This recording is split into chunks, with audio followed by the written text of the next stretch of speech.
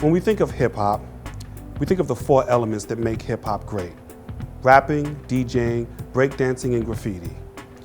Well, hip-hop literature is a new art form, and I quote, "It depicts the harsh realities of life on the street, ghetto realism, and social messages about the high price of the street lifestyle."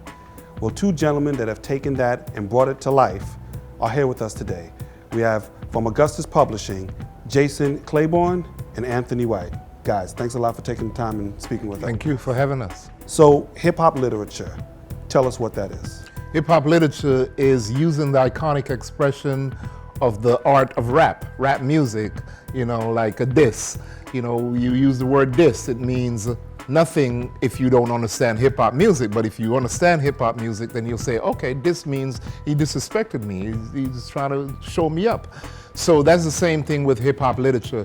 We're using the expressive art of rap music to parlay our stories to the younger generation, because the older generation have things called urban literature, and I don't think we classify our literature as urban anymore. It's just hip-hop, meaning it's widespread, universal, so a kid in Kansas on a farm could read it and understand it. All you had to do was listen to a Dougie Fresh record years ago, and he'll say, oh, I know what that means, 6 minutes and I'm on. And the other part is that when we come in, we bring in the whole hood. We bring in the gang, we bring in the gangsters, the erotica, we bring in the hoes on the stroll. So we bring in we glamorize in the hood, but we're trying not to glamorize the killings. We use it to depict our stories, so it becomes more transparent to kids who are now reading for the first time.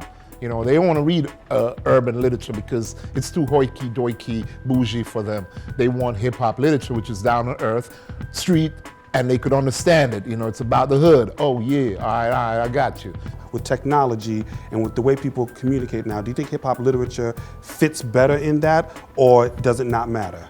There are two answers to that, because one, it really doesn't matter, because formatting in the genre it's used primarily by people on the outdoors. The captured soldiers, or we have a lot of customers. We got a lot of readers who are locked up, and they don't have pads, so we got to send them a book. A lot of them come home and they're different citizens. They read, they become educated, and a lot of them will tell you, I never read this much, read this much, or this amount of books until I got locked. And they always thank the authors, because sometimes you bring them life.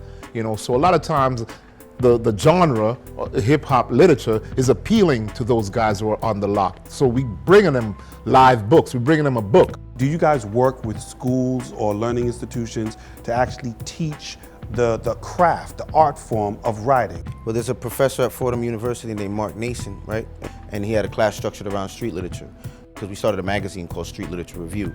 So he used that as the model for his class. And so Anthony sat with the class, talked to them about how he developed the stories, how we published the book, inspired them to go off and write their own little street lit stories. Now this professor ended up writing an entire book, a street literature book called Pure Bronx. Now, do you feel that validates the genre of street literature, or do you feel that it doesn't matter? I thought it was validated the minute the first book came out, but this just means that it. But to the masses, I mean, that's to you when you're on the inside track of it.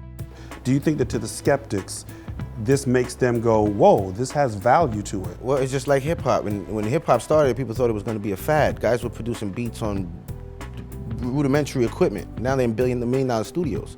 So, the hip hop literature has grown. It was raw, uncut, poorly edited, and it's now, polished, reshaped, and we hire editors to do things. So the genre is growing itself too. The literature is rising above what it was when it first started. What are some of the overall criticisms that hip-hop literature might receive, rightly or wrongly? The storylines, the content, it's regular old ghetto. People don't want to hear those same stories over, but it's keeping the black youth down or something, but it's actually the only form of art that's actually getting the black youth to read. Or it's glorifying violence. Yeah, glorifying violence, but then you got gangster TV shows for white people all over the riding on your bus right now. You know what I'm saying? So it's like it's okay if it's white, it's not okay if it's black because it's gonna keep us down. But I think we've seen more writers in the last 10 years than in the last 40 years.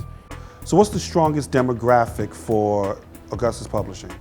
Our demographic is predominantly females, women, probably from 15 to 45. I mean, we've got readers that are 70 years old that have hit us like, "That was a great story." It's like Anthony Whyte's new young adult book, Thin Line. There'll be the novels that everybody will read because it's just real stories, you know, like it's real situations. It's not, you don't have to be a certain kind of person to appreciate a good story. My mother's white and she's reading some of Anthony Whyte's books and she's a judge. What does an aspiring writer have to bring to the table in order for Augustus Publishing to want to deal with them? And that's a two-part question because as the writer, you have certain things that you're looking for, and then as the marketer, you have certain things you're looking for. Well, you know, they have to be talented, literal, and be very persistent, of course, because that's what the traits of a writers are. So I'm looking for that. So I put them through the rigmarole of doing that. I read their stuff very carefully. I have other people read it, and they give me a feedback on it, and I either say, okay, you know what, we're gonna roll with this person or we're not. But usually, if the story is a strong story, that's what I'm looking for, and the story has some significance to the writer. That's what I look for now, because a lot of times you publish someone and that's their end of their story, you know what I mean? The writer gives you the book, they're like, okay, you know, I love you, Dante, here, I'm gonna publish with you. You publish the story and they disappear. So now what I do is I want persistent writers who are gonna stay with it, stick to it-iveness, and stay for the life of the book. Because remember, dropping jewels here, a book remains new until it's read. So your book could be seen 10 years from now to someone who's never read it and it's brand new to them.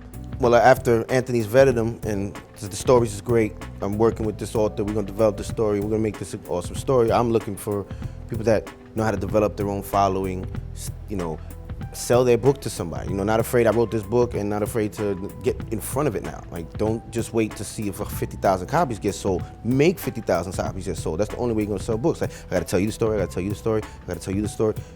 Go to places, set up your own tables. Like, you gotta be your own promoter. Like a rap artist who wants to get on, he's not hiding just making he's going to the events, he's going to places where he can be seen with other rappers and this. He's trying to get on stage with other people, even if it's not headline, he's the last dude on the show. Like, you gotta be aggressive, you know, like 50 Cent was aggressive to get himself noticed by the entire industry. He was noticed by the mixtape world and underground, but that's the same thing in the book world. You can't just put this book out and then disappear. If you want to be a name, people are buying your name. People are buying Anthony Whyte. Like, I know his stories, I've watched him develop. You put one hit wonder out and you don't get out and promote it, don't expect your book to really be successful.